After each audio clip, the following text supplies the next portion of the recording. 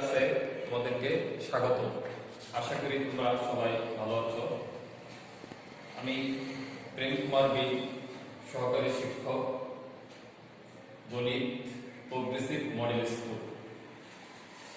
আজকে সপ্তম শ্রেণীর পাটিগণিত একটা অধ্যায়, তৃতীয় অধ্যায়, যেটা আমাদের অর্ধবার্ষিক সিলেবাসে অন্তর্ভুক্ত, সেটা সম্বন্ধে আমি আজকে তোমাদেরকে একটা ক্লাস নিই।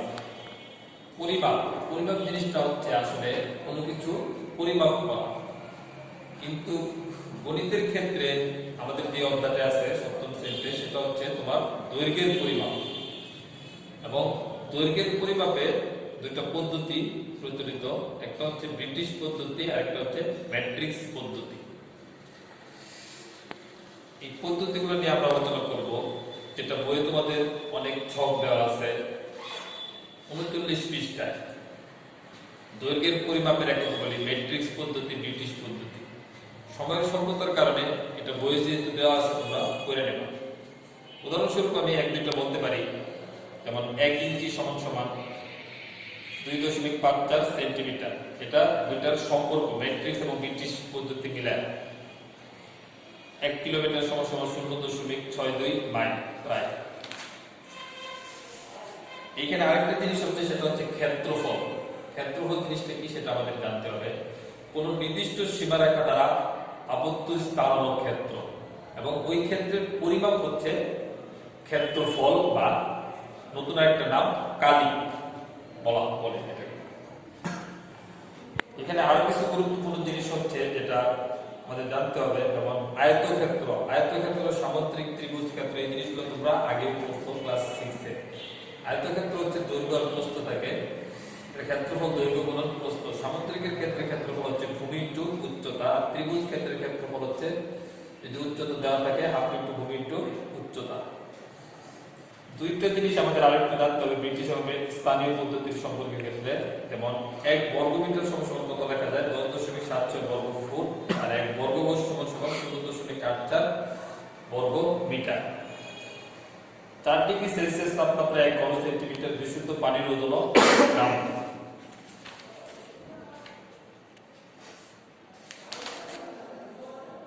এখন কিছু গাণিতিক সমস্যা নিয়ে আমি আলোচনা করব। মূলত আমাদের সিলেবাসটা হচ্ছে তৃতীয় অধ্যায়ের 1 থেকে 15 পর্যন্ত। আমার দৃষ্টিকোণ থেকে এখানে 2 থেকে 3টা অঙ্ক আছে, যেটা তোমরা জানলে বাকি অঙ্কগুলো করতে পারো। যেমন 3 নং এবং 4 নং প্রশ্নের উত্তর অবজেক্টিভের ক্ষেত্রে। এটা দিয়ে একটা বড় অঙ্ক হইতে পারে বা সৃজনশীল হইতে পারে। বলছে একটি আয়তক্ষেত্রের বাগানের দৈর্ঘ্য প্রস্থের 3 গুণ।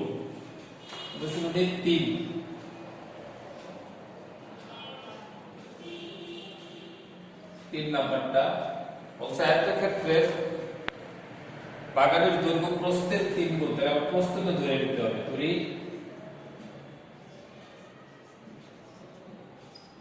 আয়তকার বাগানের প্রস্থ ক মিটার, দৈর্ঘ্য কি হবে? এর 3 গুণ, 3 ক মিটার। এর 4 দিকে একবার প্রতিক্রম করলে হাঁটা হয় 400 মিটার। 4 দিক মানে এর পরিসীমাটা যদি আমি অতিক্রম করি তাহলে 400 মিটার হাঁটা হয়। আয়তক্ষেত্র বাগানের পরিসীমাটা হচ্ছে 2 ইনটু দৈর্ঘ্য প্লাস প্রস্থ। প্রশ্ন মতে আমি কি লিখতে পারি? আয়তকার বাগানের পরিসীমা, এটা হচ্ছে সূত্র। পরিসীমার সূত্র হচ্ছে 2 ইনটু দৈর্ঘ্য প্লাস প্রস্থ। পরিসীমা জিনিসটা হচ্ছে আসলে ওই সব বাহুগুলোর যোগফল। 2 ইনটু দৈর্ঘ্য প্লাস প্রস্থ। দৈর্ঘ্য হচ্ছে 3 ক আর প্রস্থ হচ্ছে ক। পরিসীমা হচ্ছে 400 মিটার। যদি দেখে নেই ক্যালকুলেশন করি, 3 ক আর ক যোগ করলে কত আসবে? 4 ক ইকুয়াল টু 400। 4 দুগুণে 8 ক ইকুয়াল টু 400। কটাকে এই পাশে রাখবো, 400 ডিভাইডেড 8, 5×40 50।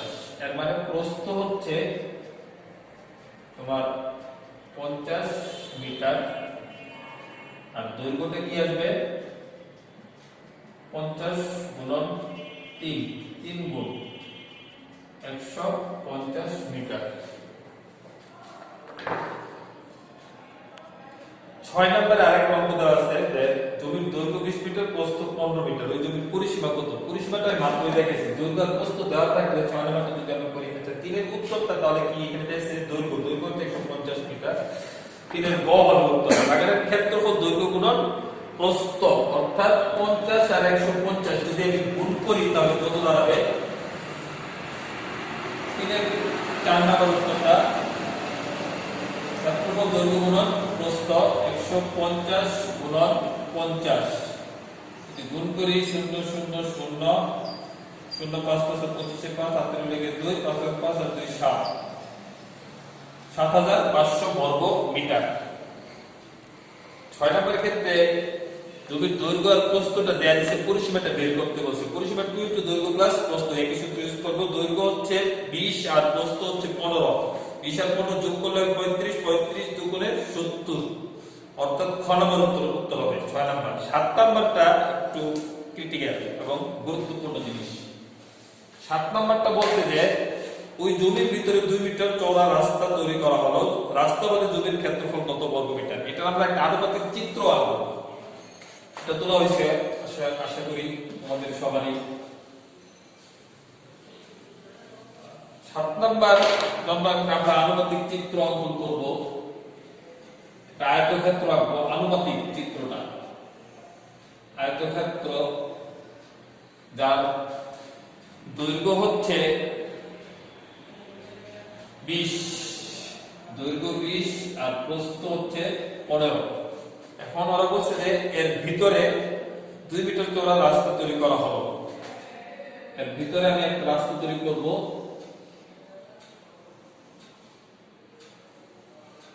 এটাও 2 মিটার, এটাও 2 মিটার, এটাও 2 মিটার, এটাও 2 মিটার। রাস্তা বাদে, রাস্তাটা বাদ দিয়ে জমির ক্ষেত্রফল, মানে ভিতরের ক্ষেত্রফলটা আমরা বের করতে হবে। দেওয়া আছে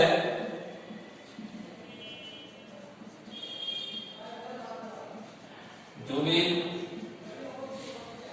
দৈর্ঘ্য 20 মিটার, প্রস্থ 15 মিটার, ক্ষেত্রফল দৈর্ঘ্য গুণন প্রস্থ বর্গ মিটার। 15 করে 30, 0 তো বর্গ মিটার, 300 বর্গ মিটার। এখন আমার এই দৈর্ঘ্যটা বের করতে হবে, এখান থেকে এইটুকু। তাহলে এই অংশটা বাদ দিতে হবে আর এই অংশটা বাদ দিতে হবে। এর মানে হচ্ছে এখান থেকে এইটুকু 2 মিটার, এখান থেকে এইটুকু 2 মিটার, 2 আর 2 4 মিটার বাদ দিতে হবে এই পুরাটা থেকে। তাহলে কতটা আসবে? এরকম রাস্তা বাদে, রাস্তা বাদে জমির দৈর্ঘ্য কত আসবে? 20 বিয়োগ একটু বুঝে দিই, 2 গুণন 2 এত মিটার, কত আসবে? 16 মিটার। রাস্তা বাদে জমির প্রস্থ 15 গুণন 2 গুণন বিয়োগ 2 গুণন 2,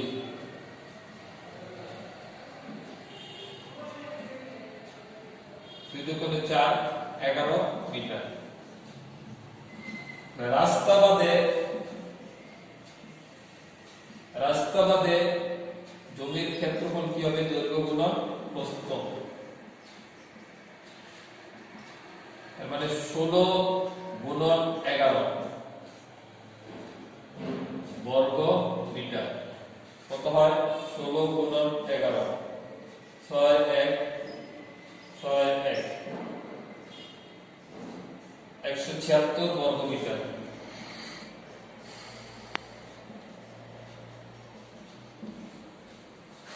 রাস্তা বাদে জমির ক্ষেত্রফল, এই জিনিসটা মূলত চাইছে, এই জিনিসটা কিন্তু চাই না। এখন যদি বলে ওরা রাস্তার ক্ষেত্রফলটা কি যদি বের করতে বলে, তাহলে আমি সেটা কিভাবে করব? রাস্তার ক্ষেত্রফল নির্ণয় করব। এই সম্পূর্ণটার ক্ষেত্রফল থেকে যদি আমি মাঝখানের ক্ষেত্রফলটা বাদ দেই তাহলে আমি রাস্তার ক্ষেত্রফল সম্পূর্ণটার ক্ষেত্রফল হচ্ছে আমার 300 বর্গ মিটার আর মাঝখানের অংশের ক্ষেত্রফল হচ্ছে আমার 176 বর্গ মিটার। তাহলে রাস্তার ক্ষেত্রফল কত আসবে? সম্পূর্ণটার ক্ষেত্রফল বিয়োগ মাঝখানের অংশের ক্ষেত্রফল এত বর্গ মিটার কত আসবে? 124 বর্গ মিটার সাথে রাস্তার ক্ষেত্রফল। এখানে আমি আর দুটো জিনিস এড করব। একটা হচ্ছে যদি রাস্তার ক্ষেত্রফলটা ওরা বর্গ ফুটে নির্ণয় করতে বলে অথবা বর্গ গজে নির্ণয় করতে বলে এই ক্ষেত্রে আমি কি করব? বর্গ ফুটের ক্ষেত্রে আমরা জানি 1 বর্গ মিটার সমান 10.76 বর্গ ফুট। সেই ক্ষেত্রে এটা গুণ হবে এটার সাথে। আর যদি বর্গ গজে বলে তাহলে 0.84 দ্বারা ভাগ হবে, কারণ আমরা জানি 1 বর্গ মিটার ইকুয়াল টু 0.84 বর্গ গজ। না, 1 বর্গ গজ, সরি 1 বর্গ গজ সমান 0.84 বর্গ মিটার।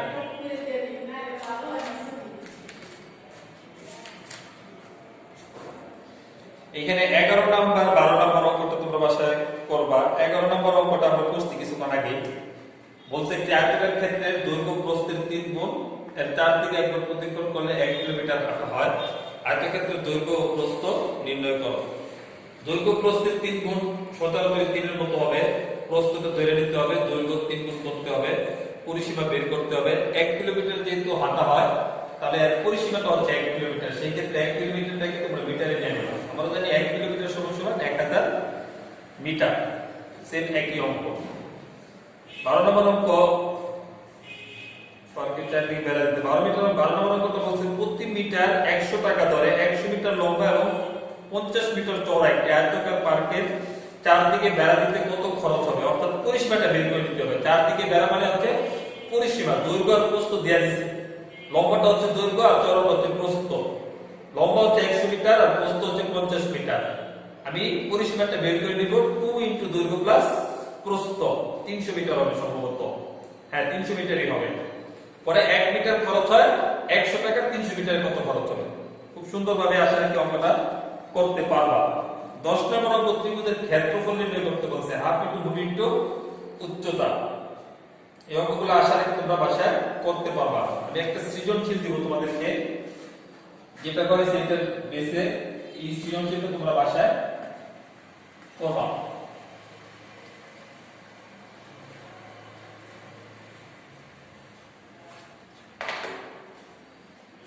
অঙ্কের দাগটা হচ্ছে একটি আয়তাকার ক্ষেত্রের দৈর্ঘ্য প্রস্থের 3 গুণ। আয়তাকার বাগানের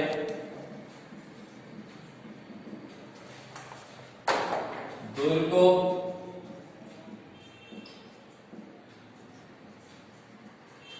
প্রস্থের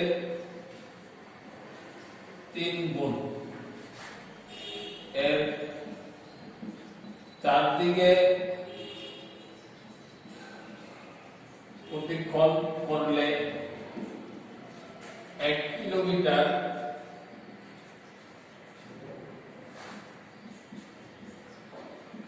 হাঁটা হয়।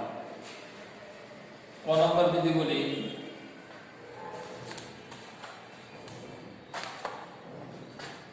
75 মিটার 250 মিলিমিটার কে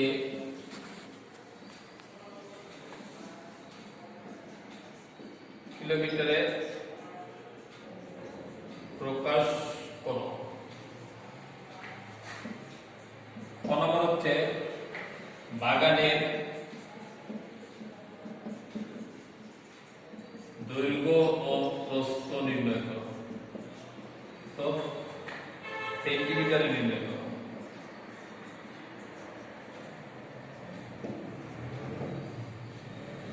ঘনফল হচ্ছে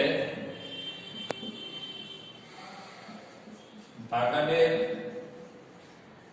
বাহিরে চতুর্দিকে 2 মিটার চওড়া একটি রাস্তা, আচ্ছা, রাস্তার ক্ষেত্রফল বর্গফুটে নির্ণয় করো। রাস্তার ক্ষেত্রফল বর্গফুটে নির্ণয় করো।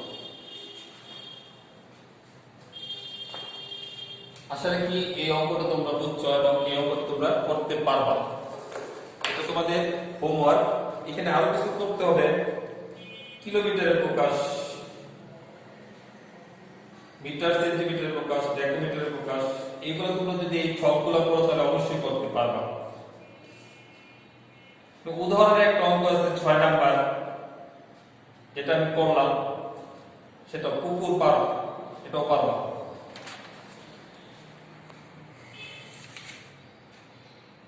আশা রাখি তোমাদের ক্লাসটা ভালো লাগছে। আমরা এখন সবাই বন্দি অবস্থায় আছি, কিন্তু পড়ালেখা অবশ্যই তোমাদেরকে চালিয়ে যেতে হবে, কারণ আমাদের এই পরিস্থিতি একদিন না একদিন অবশ্যই ঠিক হবে, আমরা আশাবাদী। আজকে এই পর্যন্তই, আজকের ক্লাস কমপ্লিট।